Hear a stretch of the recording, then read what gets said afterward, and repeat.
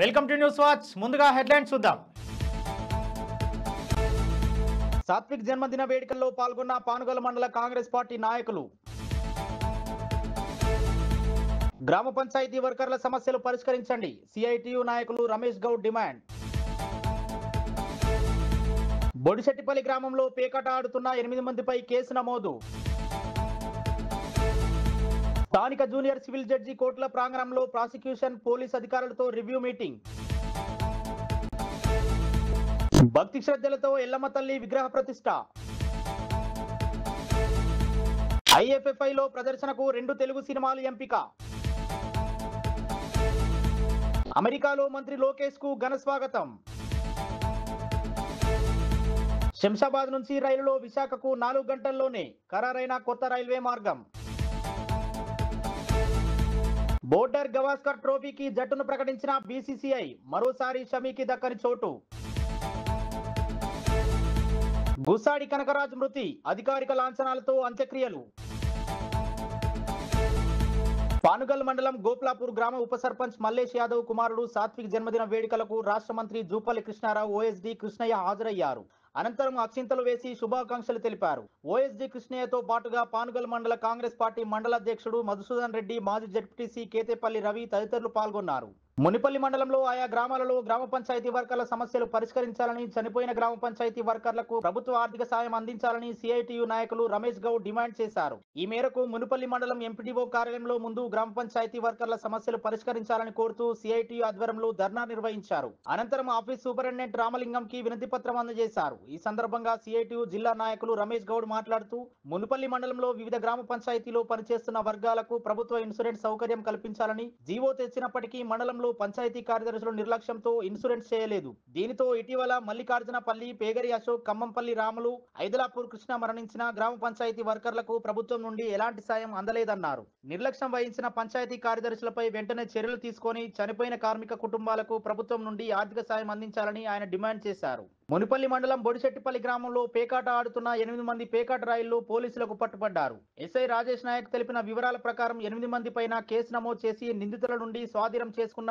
48,380 రూపాయలు, 3 motor సైకిళ్లు, 8 cell ఫోన్లు seize చేశామని తెలిపారు. స్థానిక జూనియర్ సివిల్ జడ్జి కోర్టుల ప్రాంగణంలో ప్రాసిక్యూషన్ పోలీస్ అధికారులతో రివ్యూ మీటింగ్ నిర్వహించారు. అనంతరం న్యాయమూర్తి జ్యోత్స్న గుంటి మాట్లాడుతూ, కొల్లాపూర్, పెద్దకొత్తపల్లి, పెంట్లవెల్లి, కోడేరు మండల పరిధిలోని పాత కేసులను సత్వరంగా పరిష్కరించే దిశగా తమ వంతు కృషి చేయాలని, పోలీసులకు కూడా కేసులను నమోదు విషయంలో ఇబ్బందులు తలెత్తకుండా తమ వంతు సహకారం అందిస్తామని, మీరు కేసుల పరిష్కారానికి సహకరించాలని కోరారు. డిసెంబర్లో నిర్వహించనున్న జాతీయ లోక్ అదాలత్లో ఎక్కువ కేసులు రాజీ మార్గం ద్వారా పరిష్కరించాలని, అదేవిధంగా మార్నింగ్ కోర్టులో పెండింగ్ లో ఉన్న కేసులను పరిష్కరించే విధంగా కృషి చేయాలని తెలిపారు. ఈ సదస్సుకు circle inspector K Mahesh, sub ఇన్స్పెక్టర్లు కృషికేష్, సతీష్, గోకరి, రామన్ గౌడ్, ఎక్సైజ్ అధికారులు, కోర్టు క్లర్క్లు B Srinivas, Harish, Shakir, Shivudu, Lok Adalat incharge Boga Harikrishna, police constable Ramulu, Mangala, రాజశేఖర్లు తదితరులు హాజరయ్యారు. బులెటిన్ లో షార్ట్ బ్రేక్ తీసుకుందాం.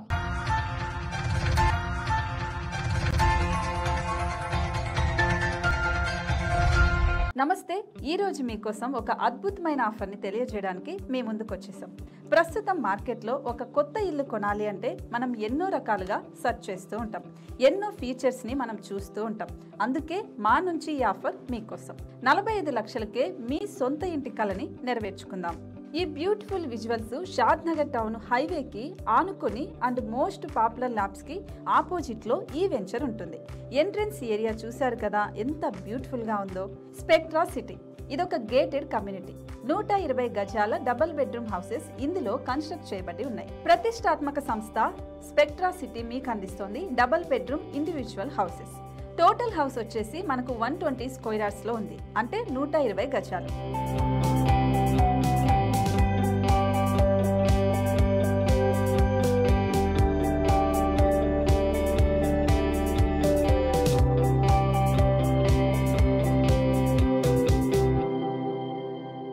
దేనికి ఆలస్యం, మన ఇంటిని చూసేద్దాం రండి.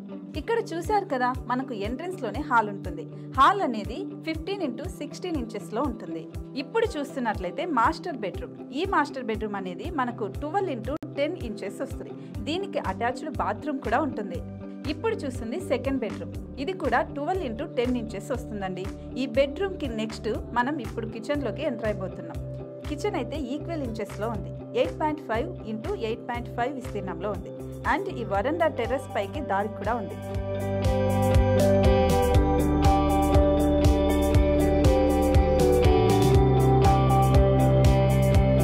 టెర్రస్ పై నుంచి వ్యూ చూశారు కదండి, ఎంత బ్యూటిఫుల్ గా ఉందో.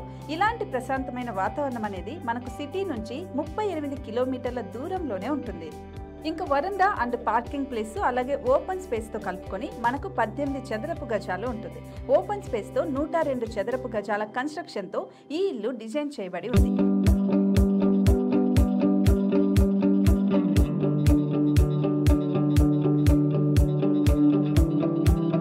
మొత్తం gated community and present 70 houses మనకు కన్స్ట్రక్ట్ చేసి ఇస్తున్నారు. అందులో 45 హౌసెస్ మాత్రం సేల్ అయిపోయాయి, ఇంకా 25 మాత్రమే ఉన్నాయి. అలాగే లిమిటెడ్ ఎడిషన్స్ మాత్రమే ఉన్నాయి. హైవే రోడ్డు నానుకొని తూర్పు పడమర ఫేసింగ్ కి నిర్మాణమై ఉంటాయి. షాద్ నగర్ లో ఎంఎస్ఎన్ ల్యాబ్ కి ఎదురుగా ఉంది ఈ డబుల్ బెడ్రూమ్ ఇండిపెండెంట్ హౌసెస్. మిమ్మల్ని ఆహ్వానిస్తున్నాయి. మనకి వెంచర్ ఓవరాల్ గా ఎగ్జిట్ నెంబర్ 16 నుంచి 38 కిలోమీటర్లు వస్తుంది. అలాగే కొత్తూరు జంక్షన్ నుంచి 15 కిలోమీటర్స్ మాత్రమే ఉంటుంది. షాద్ నగర్ మున్సిపాలిటీ పరిధిలో నేషనల్ రిమోట్ సెన్సింగ్ కి ముందే ఈ వెంచర్ ఉంటుంది. నగర కాలుష్యానికి దూరంగా స్వచ్ఛమైన ప్రకృతికి దగ్గరగా రూపుదిద్దుకున్న సుందరమైన డబుల్ బెడ్రూమ్ ఇండిపెండెంట్ హౌసెస్ ఇవి. ఇప్పుడు సొంతం చేసుకోవడానికి సంసిద్ధంగా ఉన్నాయి. కేవలం 45 లక్షలకే సరసమైన ధరలతో మిమ్మల్ని ఆహ్వానిస్తున్నాయి. ఇంకెందుకు ఆలస్యం, కింద స్క్రోల్ అవుతున్న నెంబర్ కి డయల్ చేయండి. వెంటనే సైట్ విజిట్ స్లాట్ ని బుక్ చేసుకోండి. మీ సొంతింటి కలని నెరవేర్చుకోండి.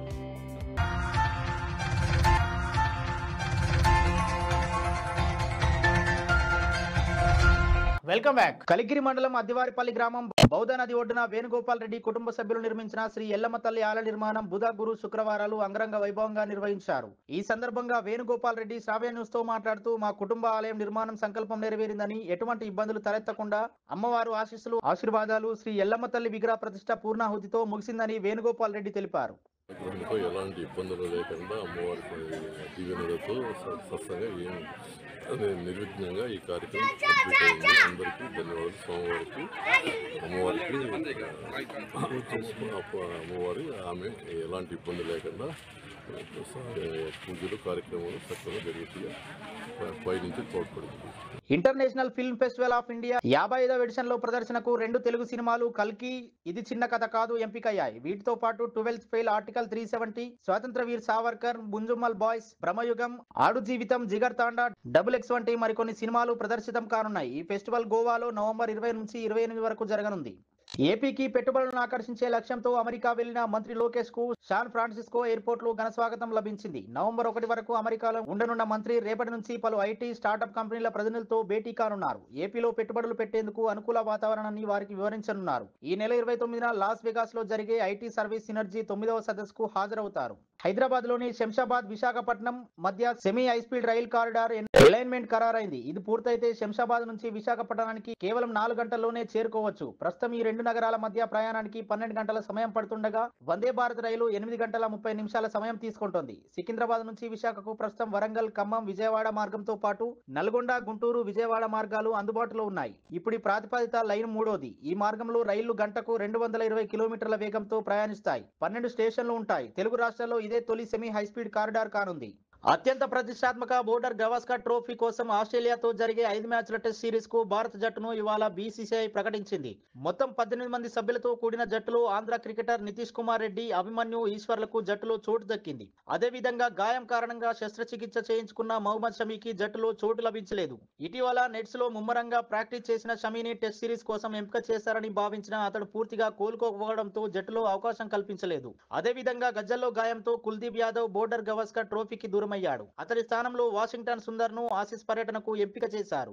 గుస్సాడి నృత్య కళాకారుడు పద్మశ్రీ గుస్సాడి కనకరాజు మరణం పట్ల సీఎం రేవంత్ రెడ్డి తీవ్ర దిగ్భ్రాంతి వ్యక్తం చేశాడు. గుస్సాడి నృత్యాన్ని ప్రపంచానికి పరిచయం చేయడంతో పాటు తెలంగాణ కళలను, సంస్కృతి, సాంప్రదాయాలను కాపాడిన కనకరాజు అసామాన్యుడు. ఆయన మరణం తీరని లోటని తెలిపారు. గుస్సాడి నృత్య ప్రదర్శనలతో పాటు ఇతరులకు నేర్పించడంలోనూ కనకరాజు తన విశేష సేవలు అందించారని ఈ సందర్భంగా సీఎం గుర్తు చేశారు. అంతరించిపోతున్న ఆదివాసీల కళను దేశవ్యాప్తంగా అందరికీ పరిచయం చేసిన కళాకారులని ఆయన మరణం పట్ల సంతాపం వ్యక్తం చేశారు. కనకరాజు కుటుంబ సభ్యులకు తన ప్రగాఢ సానుభూతిని వ్యక్తం చేశారు. కాగా గుస్సాడి కనకరాజు అధికారిక లాంఛనాలతో అంత్యక్రియలు జరపాలని అధికారులను ఆదేశించిన సీఎం రేవంత్ అధికారిక లాంఛనాలతో అంత్యక్రియల కోసం ఉత్తర్వులు జారీ చేశారు. బులెటిన్ల హెడ్లైన్స్ మరోసారి చూద్దాం.